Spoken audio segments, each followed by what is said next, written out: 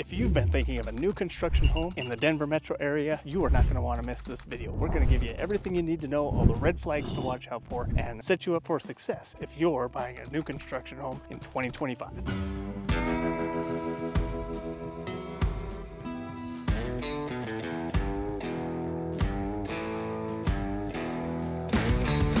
Guys, welcome back to the channel. I'm Tim Campman, your host for Everything Denver, Colorado, where we talk about all things Denver real estate, the best places to live, the neighborhoods around, and today we're spotlighting new construction. This has become a very popular choice for a lot of people relocating out here, but there's a lot of pitfalls to avoid when you're thinking of buying a new home in the new construction space. So we're going to go over everything you need to know, highlight a couple of the great communities around the metro area, and help you decide what could be the perfect place. When you're thinking of your move here, hit me up, call, text, or email. I got your back on all things Denver real estate, and don't forget to download that free relocation guide linked in the description of this video.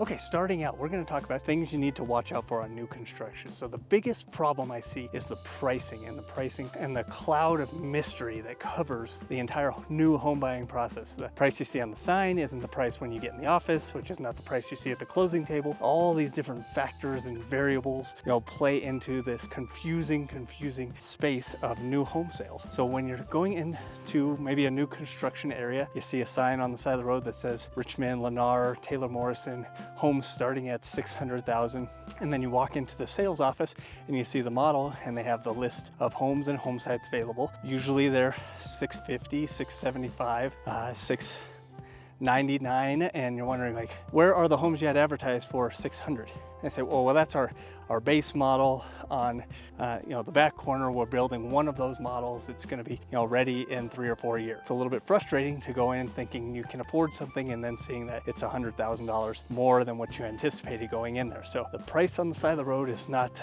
the finished price, certainly, and it's not even really the actual starting price. A lot of homes in these new communities where they're starting is nowhere close to where they're actually finishing. And you have to account for not only the price of the home, but several different other costs that are associated with buying the home. One of those is lot premium. Now, lot premium is where your home is going to be placed within the neighborhood. So when the developer maps out how the subdivision is going to be laid out, and they have where the homes are going to be plotted, depending on where you are in that community is going to factor into the price of the home that you get. If you want to be on a cul-de-sac in the community, extra cost. If you want to be backing to open space, extra cost. If you want a corner lot, it's going to be a little bit larger, extra cost. So all these things start to add up.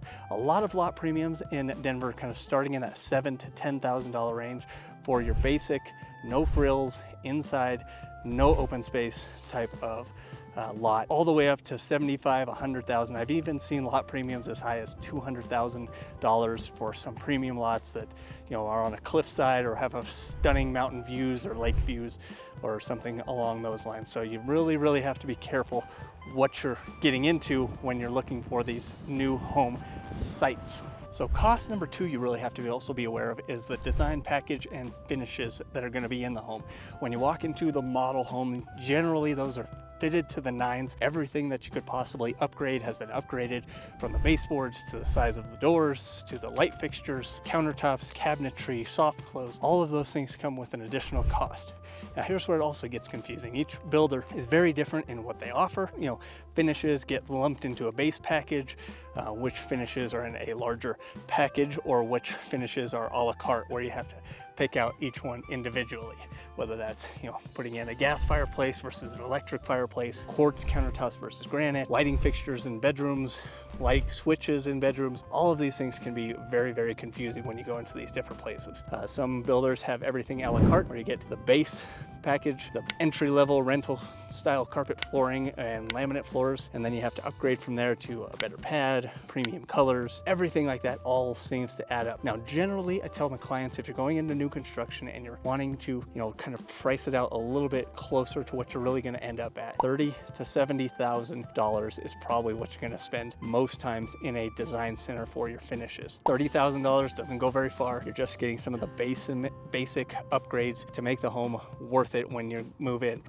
You're buying a brand new, very nice home. You want the finishes to be reasonably nice in there. You're not buying something that's just entry-level rental carpet that you'd see in, like, I don't know, a Section 8 apartment or something like that. You want to have something that is reasonably nice, not just all basic white wall finishes and no light switches in any of the bedrooms. It could be kind of frustrating to go into some of these and realize that some things that you think would be basic and very included in just an entry-level build are not included. So plan for at least $30,000. $70,000 will get you pretty nice finishes, a lot of upgrades. Most people fall in that $30,000 to $50,000 range for the most part. Another big mistake I see a lot of people make is not negotiating all of these things up front. It's very difficult to negotiate and get the builder to cave or, offer something in for one of their mistakes later in the process, whether that be delays in builds or not having the specific thing that you ordered at the design center. So you not only want to get the lowest price on the house and the best incentives and credits for closing costs, you got to really negotiate all those things.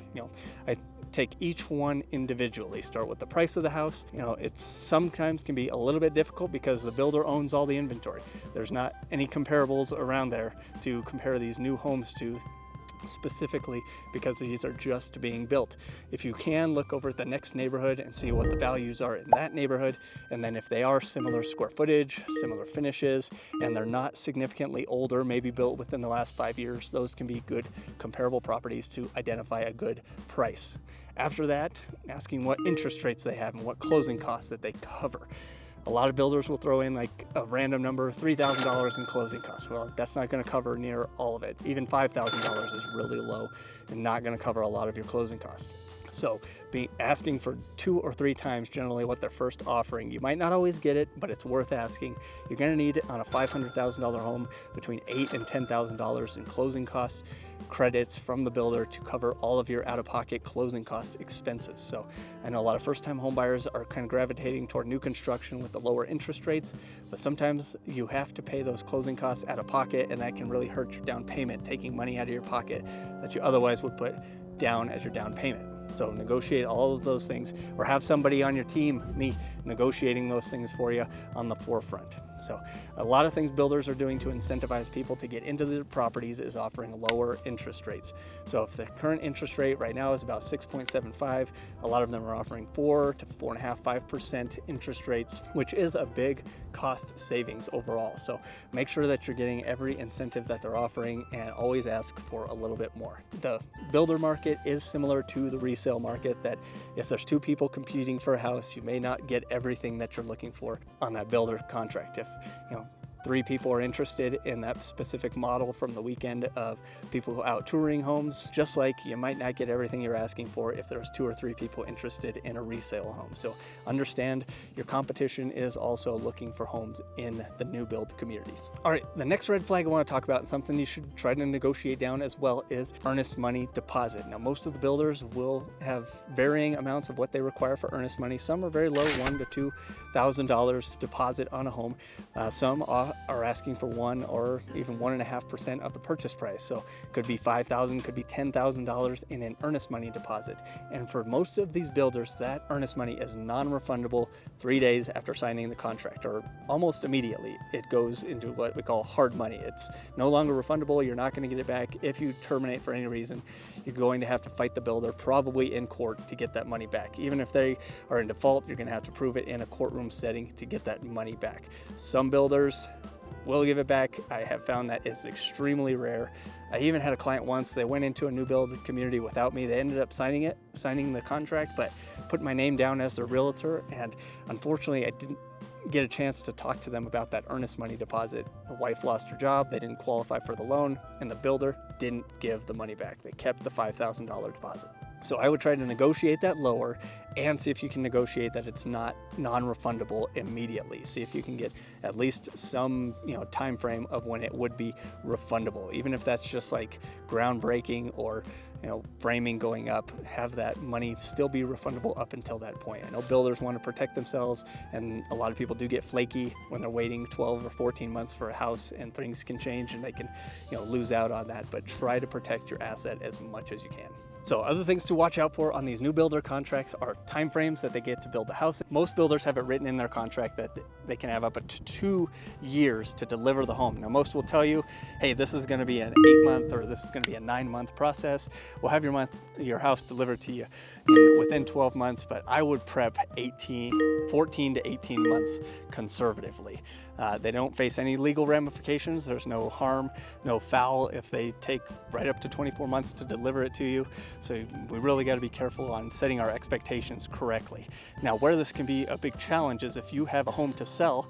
Let's say you are living in a resale home, you are deciding to move into new construction and you need to sell that home to qualify and to move into your new home. This can be challenging timing-wise, knowing, okay, when do I need to put my house on the market? When do I need to have an offer, have it under contract?